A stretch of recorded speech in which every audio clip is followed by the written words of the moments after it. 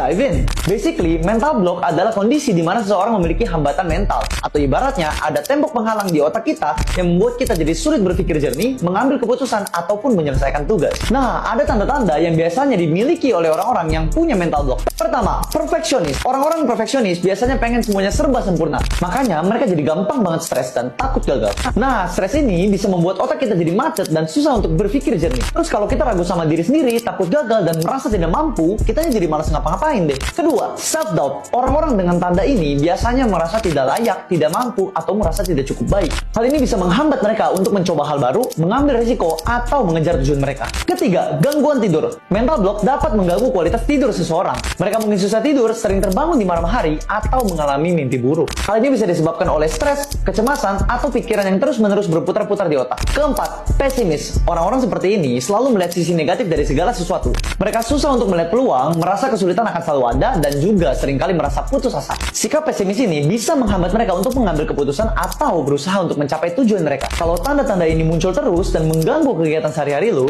jangan ragu untuk mencari bantuan profesional ya. Mental block bisa diatasi kok, contohnya dengan terapi, konseling, atau latihan relaksasi. Kalau lo mempunyai tanda-tanda berikut ini, berarti lo mempunyai mental block. Yang pertama, insecure. Sering merasa takut, merasa kalah dari orang lain, merasa nggak berdaya, dan selalu merasa rendah diri. Berarti lo harus hati-hati. Yang kedua, perfectionism.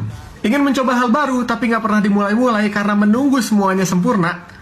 Atau udah mencoba hal baru tapi nggak pernah konsisten karena merasa nggak puas dengan apa yang udah diperoleh.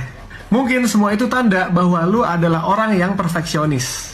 Yang ketiga, indecision. Selalu merasa bimbang, sulit berkonsentrasi, sulit untuk fokus, dan sulit untuk mengambil keputusan. Yang keempat, tunnel vision.